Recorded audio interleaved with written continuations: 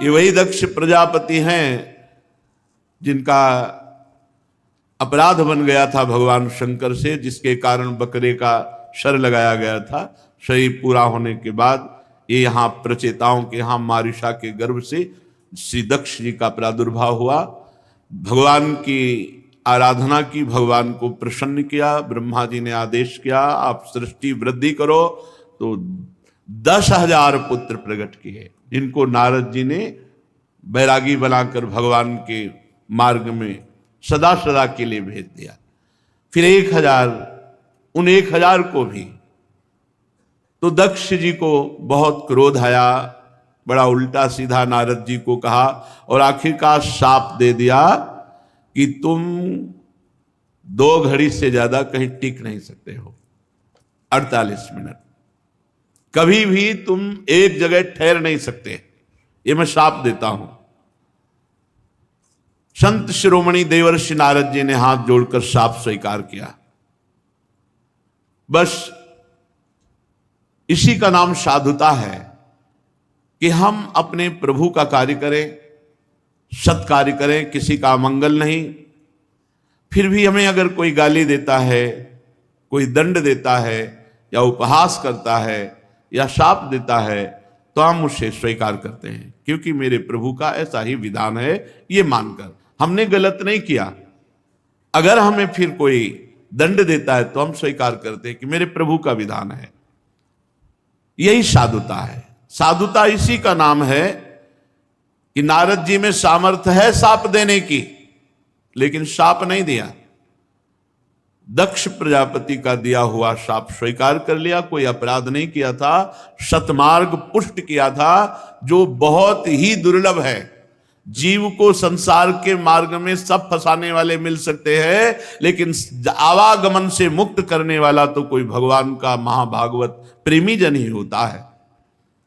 जो बड़ी दुर्लभ कृपा है वो नारद जी ने की, उसके परिणाम में उनको शाप मिला, लेकिन उनको गुस्सा नहीं आया, बदले में कोई शाप नहीं दिया, भगवान का मंगलमय विधान मानकर वहां से चले गए। दक्ष प्रजापति ने अपनी पत्नी असिकनी के गर्भ से 60 कन्याएं प्रकट की। वो दक्ष प्रजापति से बहुत प्रेम करती थी। दक्ष प्रजापति ने उनमें से 10 कन्याएं धर्म को ब्याही, 13 कन्याएं कश्यप ऋषि को, 27 कन्याएं चंद्रमा को, 2 भूतों को, 2 अंगिरा ऋषि को, 2 कृशाश्व को और शेष तारक्ष नामधारी कश्यप जी को ही ब्याह दी। परीक्षित, इन्हीं 60 कन्याओं से पूरा विश्व भरा पड़ा है, इन्हीं से सब विस्तार हुआ, इन्हीं की वंश परंपरा से तीनों लोक भरे पड़े हैं, दक्ष की 60 कन्याओं से। धर्म की जो 10 पत्नियां बनी, वो भानु, लंबा, कुकुभू, जामी, विश्वा, साध्या, मरुत्वती, वसु, मुहूर्ता, संकल्पा, ये धर्म की 10 पत्नियां। इनके पुत्रों के नाम सुनो। भानु का पुत्र देवऋषभ, उसका इंद्रसेन। लंबा का पुत्र हुआ विद्युत और उसके मेघगण। ककुब का पुत्र हुआ संकट, उसका कीकट। कीकट के पुत्र हुए पृथ्वी के संपूर्ण किले, दुर्ग, इनके अभिमानी देवता। जामी के पुत्र का नाम हुआ स्वर्ग, उसका पुत्र हुआ नंदी।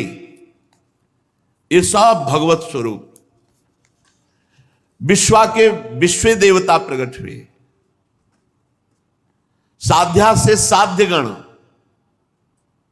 उनसे अर्थ सिद्धि। मरुत्वती के 2 पुत्र हुए, मरुत्वान और जयंत। ये जयंत नामधारी वामन भगवान ही है। इन्हीं को उपेंद्र कहा गया, इन्हीं को जयंत कहा गया, यही वामन भगवान है। मुहूर्ता से मुहूर्त के अभिमानी देवता, ये अपने अपने मुहूर्त में जीवों के उनके कर्मानुसार फल देते हैं। संकल्पा का पुत्र हुआ संकल्प, वसु के पुत्र हुए आठों वसु। ये महान सामर्थ्यशाली देवताओं से भी श्रेष्ठ है। आठों वसुओं के नाम हैं द्रोण, प्राण, ध्रुव, अर्क, अग्नि, दोष, वसु और विभावसु।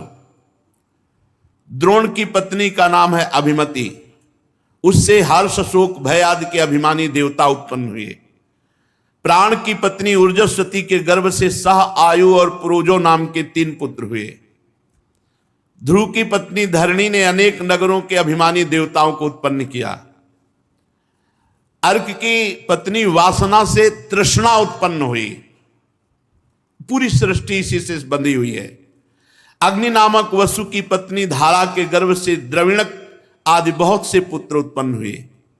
कृत्तिका के पुत्र के रूप में भगवान स्कंद जी प्रकट हुए, जिन्हें कार्तिकेय कहा गया है, जो अग्नि के मुख से प्रकट हुए। उनसे विशाख आदि का जन्म हुआ। दोष की पत्नी सर्वरी के गर्भ से शिशुमार का जन्म हुआ। वसु की पत्नी आंगिरसी से शिल्प कला के अधिपति भगवान विश्वकर्मा जी का प्रादुर्भाव हुआ। विश्वकर्मा के उनकी भार्याकृति के गर्भ से चाक्षुष मनु हुए और उनके पुत्र विश्वेदेव साध्यगण देवता हुए। विभावसु की पत्नी उषा से 3 पुत्र हुए, व्युष्ट, रोचिस, आतप। उनमें आतप के दिवस नामक पुत्र हुआ। दिन, ये जो दिन है ये आतप का पुत्र है।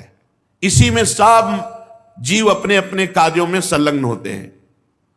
भूत की पत्नी दक्ष नंदिनी स्वरूपा ने करोड़ करोड़ भूत उत्पन्न किए। ये सृष्टि है। करोड़ करोड़ बलवान रुद्रगण उत्पन्न किए। रैवत, आज, भव, भीम, वाम, उग्र, वृषाकपि, अजैकपाद, अहिर, बुध्य, बहुरूप, महान, ये 11 मुख्य रुद्र। भूत की दूसरी पत्नी भूता से भयंकर विनायक भूत प्रेत, इनका जन्म हुआ। ये सब 11वें रुद्र महान के पार्षद बने। अंगिरा प्रजापति की प्रथम पत्नी स्वधा ने पितृगणों को उत्पन्न किया। दूसरी पत्नी सती ने अथर्वांगिरस नामक वेद को प्रकट किया। कृशास्त्र की पत्नी अर्ची से धूम्रकृष का जन्म हुआ। धिष्णा से 4 पुत्र हुए, वेदशिरा, देवल, वयुन और मनु। कश्यप जी की 4 जो पत्नियां थीं, उनमें विनता, कद्रु, पतंगी, यामिनी। पतंगी से विश्व के समस्त पक्षियों का प्रादुर्भाव हुआ। यामिनी से शलभों और पतंगों का जन्म हुआ और विनता से भगवान के वाहन गरुण जी और सूर्य भगवान के सारथी अरुण जी, इनका प्रादुर्भाव हुआ। अरुण जी और गरुण जी का। कद्रु से भयंकर नाग प्रकट हुए, शेष नाग, वासुकी नाग, जितने नाग ये सब कद्रु से। ये दक्ष पुत्री है। कृत्तिका आदि 27 नक्षत्राभिमानी देवियां ये चंद्रमा की पत्नियां हैं। रोहिणी जी से विशेष प्रेम करने के कारण चंद्रमा को दक्ष ने शाप दे दिया, जिससे उन्हें क्षय रोग हो गया, इसलिए उन्हें कोई संतान नहीं हुई। उन्होंने फिर दक्ष को प्रसन्न करके कृष्ण पक्ष की क्षीण कलाओं के शुक्ल पक्ष में पूर्ण होने का वर तो प्राप्त कर लिया, परंतु नक्षत्राभिमानिनी देवियों से उन्हें कोई संतान न हुई। कश्यप पत्नियों के मंगल में संतानें हुई, इनको लोक माता कहते हैं। इनसे सारी सृष्टि भरी हुई है।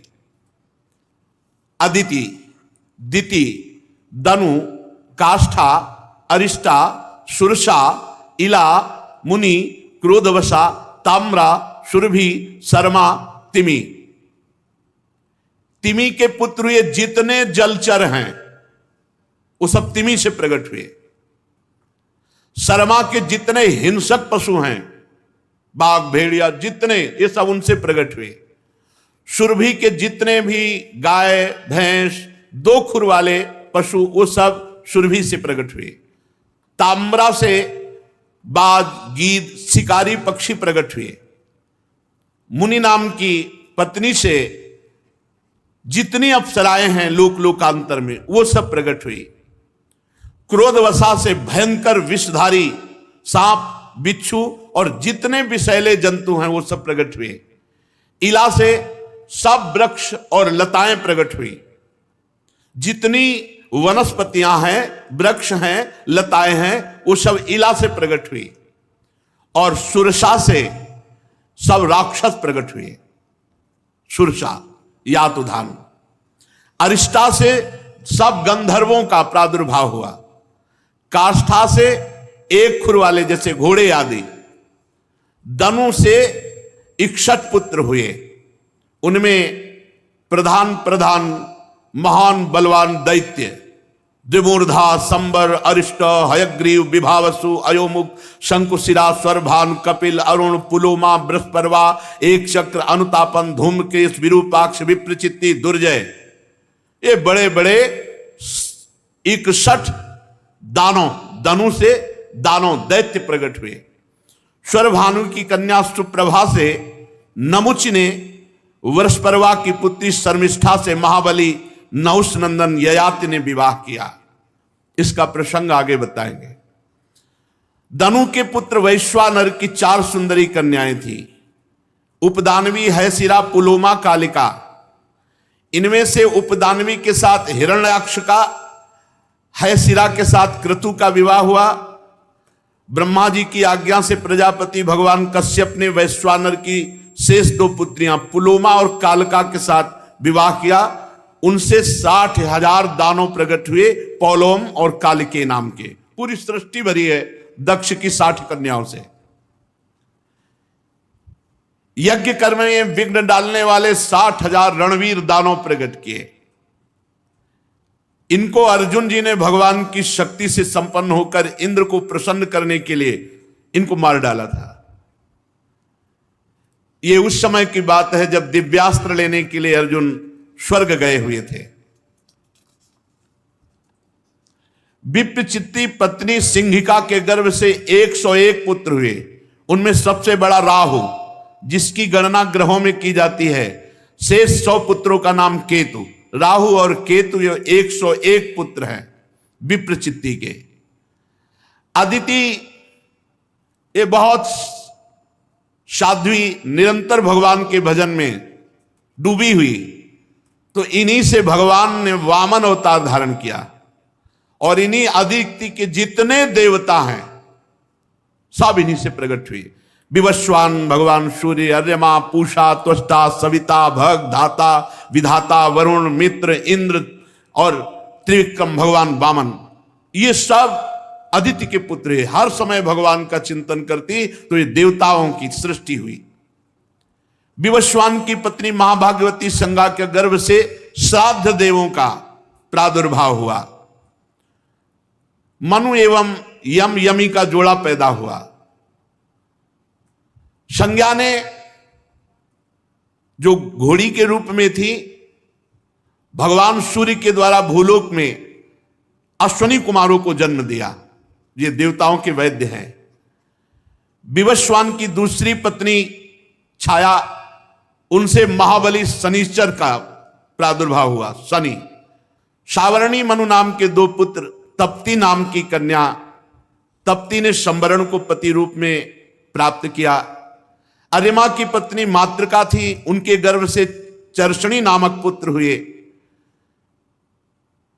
मनुष्य जाति में जो 4 वर्णों की स्थापना की गई है, ये यहीं से हुई है। अरिमा की पत्नी मातृका, उनके गर्भ से चर्षणी, और उसी चर्षणी से ये 4 वर्ण की भगवान ने ये जाति पक्ष की वहीं से रचना हुई है। पूषा के कोई संतान नहीं थी। प्राचीन काल में जब भगवान शिव जी दक्ष पर क्रोधित हुए थे तो पूषा दांत दिखाकर हंसने लगे थे, तो वीरभद्र ने एक घूंसे में इनके दांत तोड़ दिए थे। तब से पूषा को पिसा हुआ अन्न ही भोग में हलवा आदि दिया जाता है। दैत्यों की छोटी बहन त्वष्टा की पत्नी बनी, जिनका नाम रचना था। रचना के गर्भ से 2 पुत्र हुए, सन्निवेश और पराक्रमी विश्वरूप। विश्वरूप यद्यपि बहुत प्रभावशाली थे, देवगुरु बृहस्पति जी ने इंद्र से अपमानित होकर देवताओं का जब परित्याग कर दिया, तो देवताओं ने विश्वरूप को अपना गुरु बनाया, पुरोहित बनाया। राजा परीक्षित जी ने कहा कि भगवान, देवगुरु बृहस्पति का अपमान देवराज इंद्र, ये देवता लोग ऐसा कैसे कर सकते हैं? भला गुरुदेव का अपमान कौन करता है? गुरुदेव का अपराध कौन करता है? और गुरुदेव का अपराध करके सुरक्षित कौन बच सकता है? आप कृपा करके मुझे बतलाइए। श्री सुखदेव जी ने कहा, राजन, इस माया का ऐसा प्रभाव है कि जब ये किसी को प्राप्त होती तो घमंड आ जाता है, और घमंड आ जाता है तो फिर घमंड में नहीं दिखाई देता कि हम बर्ताव कैसा कर रहे हैं। एक बार भगवान शंकर भगवान श्री हरि के प्रेम में तांडव कर रहे थे कैलाश में, तो बाणासुर इस सेवा में था, तो ताली, तांडव के साथ ताली ऐसे बहुत प्रसन्न है, और कहा, जाओ तुम्हारे सहस्त्र भुजाएं हो जाएं। तो 1000 भुजाएं हो गई। अब इतना बलवान हो, 1000 भुजाएं, वो पर्वत में मारता चकनाचूर हो जाता, कोई लड़े ही ना, उसके सामने टिके ही ना, घमंड आ गया। भगवान शंकर के पास गए, बोले, जगत गुरु आओ हमसे युद्ध करो। भगवान शंकर ने हंस दिया, अरे अभिमानी, कहीं गुरु से ऐसा कहा जाता? जाओ, हमारे समान बलवान से तुम्हारा युद्ध होगा और तुम्हारी भुजाओं की खुजली जड़ से मिट जाएगी। तो भगवान श्री कृष्णचंद्र जी ने सुदर्शन से काटी भुजाएं। ऐसे ही जब इंद्र त्रिलोकी का ऐश्वर्य पाए तो बड़े घमंड में आ गए। ये को नरस जन्मा जगमाही, प्रभुता पाहि जाहि मद नाही। ये अहंकार बहुत बड़ा विचित्र होता है। जहां कोई पद मिला, कोई प्रभुता मिली, बहुत विचित्र होता है। इस घमंड के कारण उनको साधारण सदाचार का भी ज्ञान नहीं रहा। एक दिन की बात है कि अपनी पत्नी सची के साथ सिंहासन में बैठे हुए थे देवराज इंद्र, और नाच गाना हो रहा था। अप्सराएं नृत्य कर रही थी, गंधर्व गान कर रहे थे, बड़े बड़े लोकपाल, वायु देवता, अग्नि देवता, ये सब नीचे बैठे हुए थे। 49 मरुदगण, 8 वसु, 11 रुद्र, आदित्य, रिभुगण, विश्वे देव, साध्यगण, अश्वनी कुमार, सब हाथ जोड़े। सिद्ध चारण, गंधर्व, ब्रह्मवादी, मुनिगण, विद्याधर, अप्सराएं, किन्नर, पक्षी, नाग, सब हाथ जोड़े स्तुति। देवराज इंद्र की कीर्ति का गान हो रहा है, अप्सराएं नृत्य कर रही। देवराज इंद्र के ऊपर चंद्रमंडल के समान श्वेत छत्र, चंवर पंखे। अब महाराज देवराज इंद्र आराम से सची के साथ बैठे। इतने में गुरुदेव आए, और यह शास्त्र मर्यादा है कि जो ही सभा में गुरुदेव पधारे तत्काल सबको आसन छोड़कर खड़े हो जाना चाहिए। बृहस्पति जी ने देखा देवराज इंद्र में कोई हलचल नहीं, सिंहासन पर वैसे बैठे, मुस्कुरा दिए, परम ज्ञानी हैं।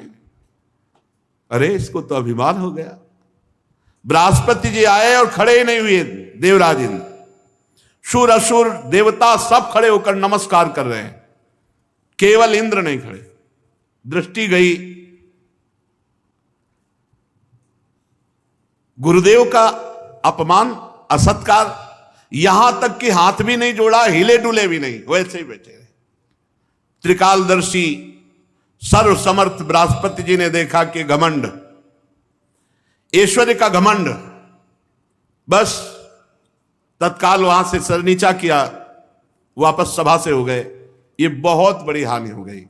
गुरुदेव का अपमान, सर्वनाश। जब बृहस्पति जी चले गए तब देवराज इंद्र को होश आया कि अरे ये तो हमने अपमान कर दिया अपने गुरुदेव का। ये घमंड बहुत बड़ी गलत है। ये अगर आ गया तो इसका काम ही है केवल विनाश करना, पतन करना। अहंकार आ जाए, घमंड आ जाए तो निश्चित पतन हो जाएगा, निश्चित। वो समझ गए कि गुरुदेव की अवहेलना की अब कोई भारी न भारी विपत्ति आ जाएगी, भारी न भारी संकट आ जाएगा। अब वो तो चिल्लाने लगे, सभा में निंदा करने लगे, मैं कितना घमंडी, हाय हाय ये क्या हो गया, मैंने अपने गुरुदेव का अपराध कर दिया, मैं बड़ा मूर्ख हूं, मैं ऐश्वर्य के घमंड में, त्रिभुवनपति के घमंड में अपने परम पूज्य गुरुदेव की अवहेलना कर दी, गुरुदेव का तिरस्कार कर दिया, मैं बड़ा निंदनीय हूं। अपने आप चिल्लाने लगे।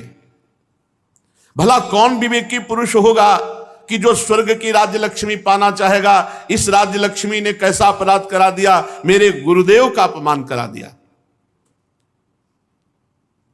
अब वो बहुत विचलित हो गए देवराज इंद्र। बृहस्पति जी ज्ञान के अथाह समुद्र हैं। देवराज इंद्र खोजने लगे कि गुरुदेव के चरणों में पढ़ करके क्षमा याचना करूं, पर बृहस्पति जी अंतर ध्यान हो गए। देवराज इंद्र गुरुदेव के घर पर गए, लेकिन वहां बृहस्पति जी थे ही नहीं। योग बल से अंतर ध्यान हो गए। देवराज इंद्र बहुत कोशिश की, ध्यान के द्वारा भी जानना चाहा, लेकिन जहां गुरुदेव अंतर ध्यान हुए वहां उनका ध्यान नहीं पहुंच पा रहा था, क्योंकि अपराध हो चुका है। बहुत ढूंढवाया, परंतु कहीं बृहस्पति जी का पता न चला। घबरा गए कि जहां ये दैत्यों को पता चलेगा कि बृहस्पति जी त्याग करके देवताओं को चले गए तो आक्रमण कर देंगे, बिना गुरु की रक्षा नहीं हो सकती। अब वो समस्त देवताओं की बैठक बैठा ली देवराज इंद्र ने और कहा कि स्वर्ग की रक्षा होनी चाहिए, क्योंकि स्वर्ग की रक्षा हुई तो त्रिभुवन की रक्षा होगी। बड़ा शांति सभा में कि गुरु बृहस्पति देव के अपमान करने वाले हम देवताओं की अब कोई रक्षा कर सके? इतने में गुप्तचरों द्वारा दैत्यों को पता चल गया कि देवगुरु बृहस्पति और देवराज इंद्र की अनबन हो गई है। देवराज इंद्र ने अपमान कर दिया देवगुरु बृहस्पति का। मदोन्मत्त आताताई असुरों ने अपने गुरुदेव शुक्राचार्य जी को प्रसन्न किया और कहा आदेश दीजिए स्वर्ग पर चढ़ाई करें, और धावा बोल दिया शुक्राचार्य जी का इशारा पाकर। देवताओं पर ऐसे अस्त्रों की वर्षा की, काट काट के फेंक दिया देवताओं को। बहुत बलवान देते, किसी की मस्तक, किसी की जंघा, किसी की बाहु। देवराज इंद्र बचे हुए देवताओं के साथ भागकर ब्रह्मा जी की ब्रह्मलोक पहुंचे। ब्रह्मलोक में शरण ली। स्वयंभू समर्थ ब्रह्मा जी ने देखा देवताओं की बड़ी दुर्दशा हो रही, तो देवताओं से कहा तुम्हें होश नहीं, गुरु कृपा से सब कुछ होता है। गुरु का अपमान कर दिया, आप देख रहे हो भागे भागे घूम रहे हो, फिर भी तुम हमारे पास आए हो, हम उपाय बताएंगे।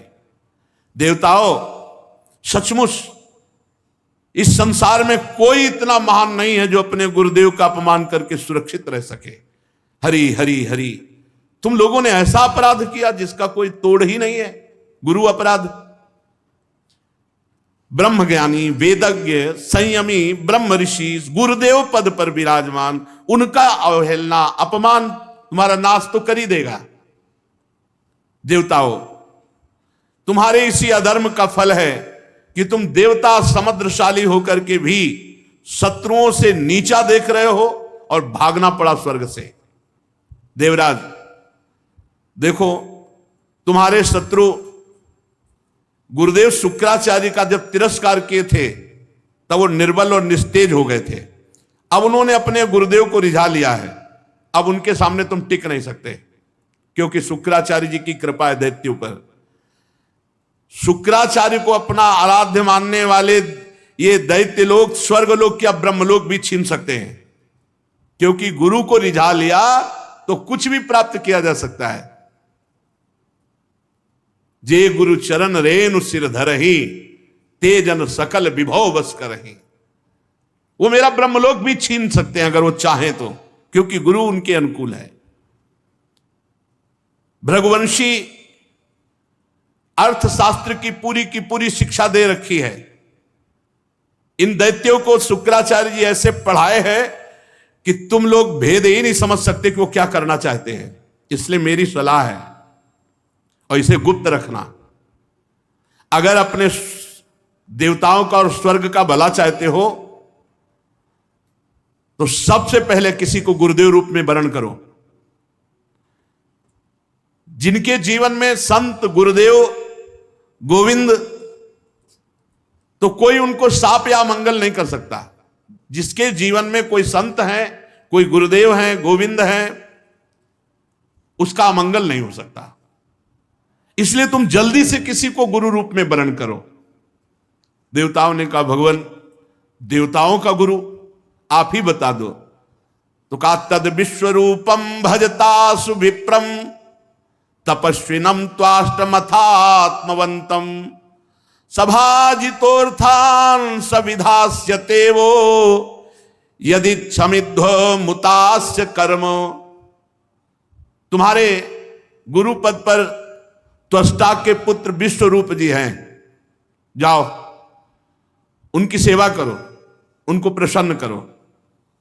वे ब्रह्म ऋषि हैं, तपस्वी हैं, संयमी हैं, शास्त्र ज्ञानी हैं, पर वो असुरों के भांजे हैं, तो उनका अंदर का प्रेम मामा पक्ष में भी रहेगा, मतलब असुरों के प्रति भी।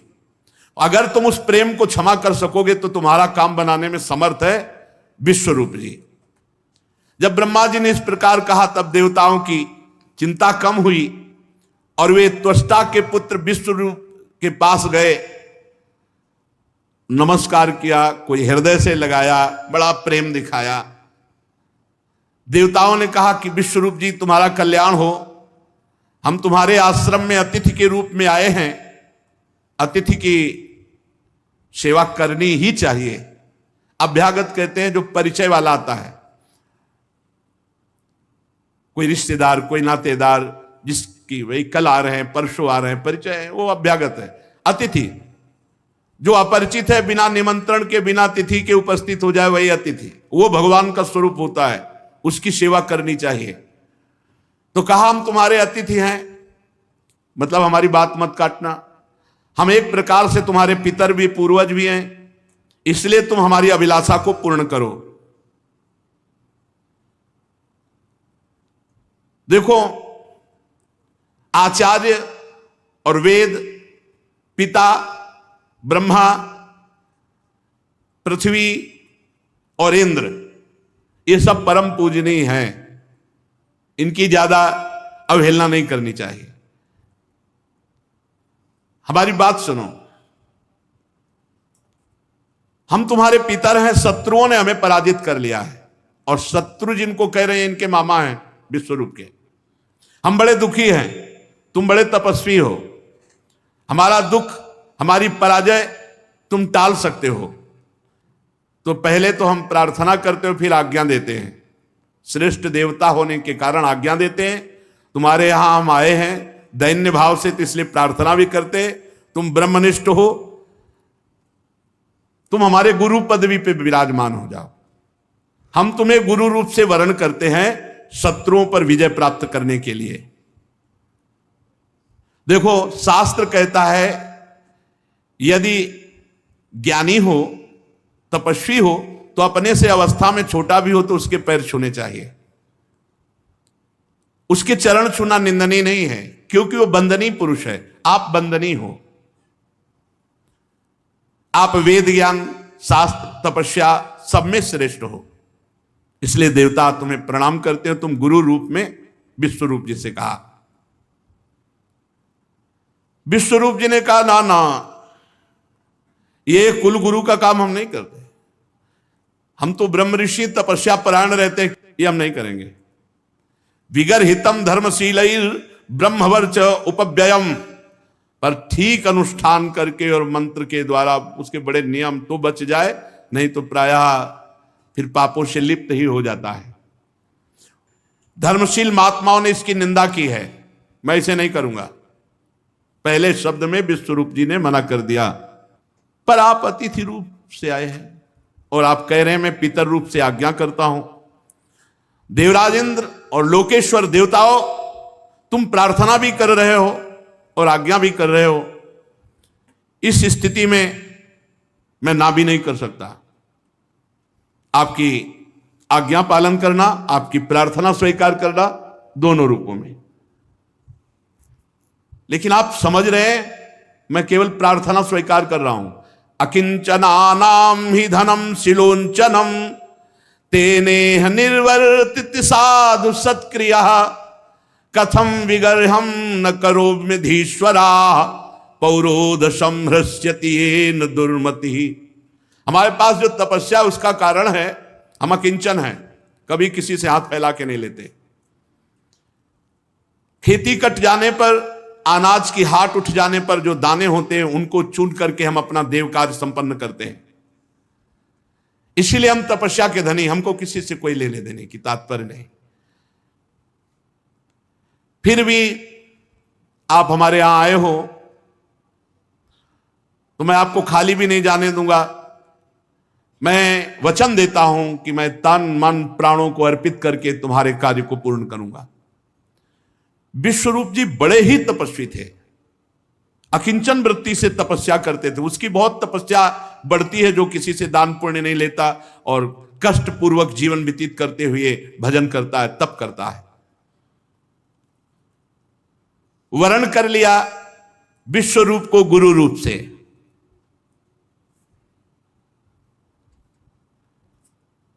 शुक्राचार्य जी ने अपने नीति बल से असुरों को बहुत परिपक्व और सुरक्षित कर दिया था। फिर विश्वरूप जी तो अकिंचन महापुरुष थे, इन्होंने वैष्णवी विद्या का प्रयोग किया और संपूर्ण असुरों को परास्त करा करके देवराज इंद्र को पुनः स्थापित किया। यह गुरु बल, वैष्णवी विद्या से सुरक्षित देवराज इंद्र को कर दिया। असुर सेना पराजित हुई। उदार बुद्धि विश्वरूप ने इस वैष्णवी विद्या का प्रयोग करके संपूर्ण देवताओं को पुनः स्वस्थ और सुरक्षित कर दिया। ये 32 सेवा अपराध हैं, इनसे बचना चाहिए। पहला है सवारी पे चढ़ करके भगवान के दर्शन करने जाना। अगर आप जा भी रहे हैं तो कम से कम 100 कदम पैदल चलें, इतनी दूर वाहन खड़ा कर दो और नंगे पैर वहां से जा। खड़ाऊं या पादुका पहनकर भगवान के मंदिर में दर्शन के लिए जाना यह अपराध है। हमें तो यही प्रार्थना करनी है कि सीढ़ियों के नीचे तो उतार दो जूता चप्पल। कुछ लोग तो ऐसे हैं कि टोके ना तो जूता चप्पल पहन के ही दर्शन कर ले। इतने सुकुमार तत्व हैं। कई ऐसे भगवान के मंदिर में सवारी में चढ़ करके जाना या खड़ाऊं पादुका पहन करके जाना, ये निषेध है, ये अपराध है। दूसरा, रथ यात्रा, जन्माष्टमी, राधाष्टमी, रामनवमी, अगर आप नहीं कर सकते, आप में सामर्थ्य नहीं, तो जहां उत्सव हो रहा हो वहां सम्मिलित हो जाना चाहिए। ये भागवतिक महान उत्सव हैं भगवान के प्रादुर्भाव के, उनमें सम्मिलित हो जाना चाहिए। अगर ऐसा नहीं तो ये भी अपराध के अंतर्गत आता है।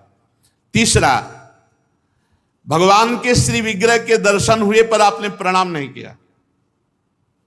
जैसे ऐसे जहां हो इतना जरूर करो, चाहे जिस भगवान के हो, इसमें अनन्यता नहीं है।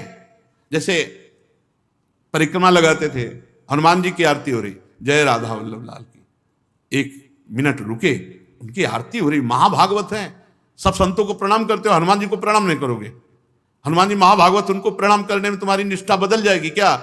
जय राधा वल्लभ लाल की आरती हो रही, उसी में दर्शन मेरे प्रभु इस रूप में विराजमान। जो भी देवालय, जो भी मंदिर अगर हमारी दृष्टि में गए तो ऐसे प्रणाम, उनसे बढ़कर थोड़ी हो। सब में हमारे ही प्रभु, सर्वान वस्तुतया निरीक्ष परम स्वाराध्य बुद्धिर्मम। प्रभु के श्री मूर्ति के दर्शन करके प्रणाम न करना या जूठे मुंह अपवित्र अवस्था में प्रभु के दर्शन करने जाना। पवित्रता अगर नहीं रहेगी ना तो बुद्धि भ्रष्ट होती रहेगी, पक्का समझ लो। पवित्रता की बहुत जरूरत है। आजकल प्रायः पवित्रता का ज्ञान नहीं रखते हैं। अशुचि अवस्था में दर्शन करना। अगला, एक हाथ से प्रणाम करना भगवान को। जैसे श्री विग्रह भगवान का है तो एक हाथ से ऐसे नहीं प्रणाम किया जाता। संत को, गुरुदेव को, भगवान को ऐसे। एक आए थे एकांतिक में, तो हम कहा भैया इसका मतलब क्या है? तो हम कहा ये तो नेता मित्र दोस्त ऐसी जगह होता है, कहा भगवान और संतों गुरुजनों के सामने तो ऐसे, हमको तो ऐसे ऐसे ठीक है। ये राजकीय विभाग में चलता है, भगवत विभाग में ऐसे चलता है। कर जोड़ करके भगवान को, गुरुदेव को, संतों को ऐसे हाथ जोड़कर, एक हाथ से भगवान को ऐसे नहीं किया जाता, प्रभु को ऐसे नहीं किया जाता। प्रभु के श्री विग्रह के सामने एक हाथ से प्रणाम करना या गुरु जी को, इतने सत्संग नहीं ना, तो प्राय आजकल के बच्चे प्रियता में दाहिने हाथ में मोबाइल होता है और बाएं हाथ से ऐसे करते हैं। रोज हमें होता है, हमें रोज होता है। और बाएं हाथ से जानते हो किसको किया जाता है? शत्रु को। जब किसी राजा के यहाँ संधि कराने या गुप्तचर या दूत ऐसे, तो अब उस राजा को तो करना ही पड़ेगा, तो बाएं हाथ से करता था। तो वो समझ जाते थे शत्रु पक्ष का है, और वो वीर इतना कि गर्दन उतरा सकता है लेकिन दाहिने हाथ से सलूट नहीं कर सकता, क्योंकि शत्रु पक्ष का है तो बाएं हाथ से ही करेगा। एक हाथ से प्रणाम करना या बाएं हाथ से प्रणाम कर, आप सत्संग नहीं तो बेचारे नहीं जानते हो।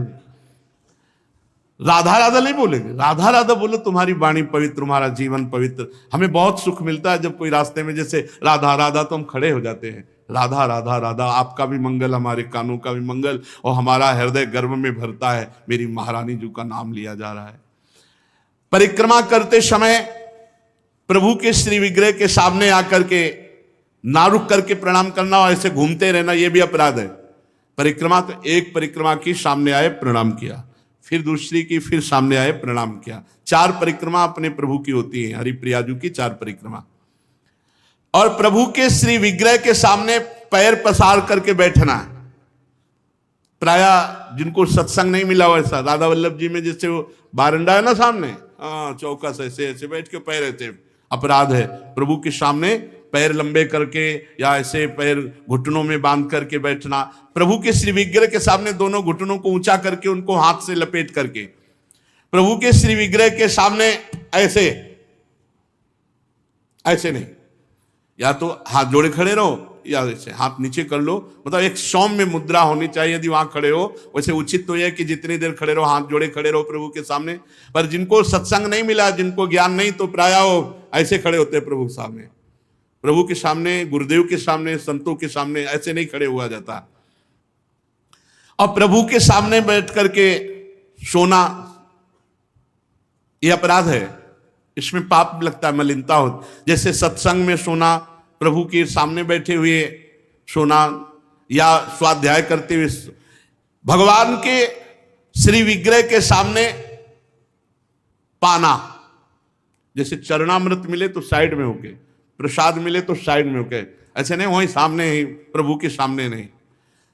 भगवान के श्री विग्रह के सामने झूठ बोलना, बात ही मत करो, मंदिर में बात मत करो, गलती हो जाएगी। कुछ भी अगर जरा भी झूठ निकला तो वज्र की लीक हो जाएगा, भोगना पड़ेगा। मौन रहो। जब कोई कहे हमें बात करनी, गेट के बाहर मिलो मंदिर के। अगर थोड़ी चूक खूबी हो जाएगी तो फिर दर्शन कर लेंगे आके, और इन्हीं के सामने झूठ बोल गए तो फिर क्या होगा। श्री भगवान के सामने जोर से बुलाना किसी को बिल्कुल नहीं। अगर वहां है तो बहुत सावधानी से बात की जाती, धीरे से बात की जाती, वो भी प्रभु संबंधी बात की जाती है। भगवान के श्री विग्रह के सामने आपस में कुशल मंगल पूछ रहा, और कैसे हो, प्रभु सामने वहां पूछ रहे और कैसे हो, अपराध बन रहा है। उनसे पूछो कैसे हो, उनसे बात करो प्रभु से, प्रभु के पास आए सही पूछो। बिल्कुल नहीं, सीधे गए, बस आंख में आंख मिलाई, जितनी देर टिके बस आंख बंद की, फिर आंख में आंख मिलाई, नख सिख लो अंग माधुरी, उसका पान करो, चुपचाप बाहर निकल जाओ। दर्शन की एक पद्धति है, एक टाक एकदम देख रहे हैं, लेकिन देखना बाहरी लोग दर्शन नहीं करते, नहीं इधर उधर, वहां प्रभु में नहीं टिकेंगे, नेत्र प्रभु में नहीं टिकेंगे, वो इधर उधर दौड़ भाग करके निकल जाएंगे। आपस में कुशल मंगल बातचीत ये सब नहीं। और प्रभु के श्री विग्रह के सामने किसी को उपदेश करना, किसी को डांटना, किसी को दंड देना, ये सब अपराध के अंतर्गत आता है। प्रभु के श्री विग्रह के सामने किसी को पीड़ा देना, मारपीट करना, कदापि नहीं, ये बहुत बड़े बड़े अपराधों में। और प्रभु के श्री विग्रह के सामने किसी को आशीर्वाद देना, नहीं, ये भी नहीं।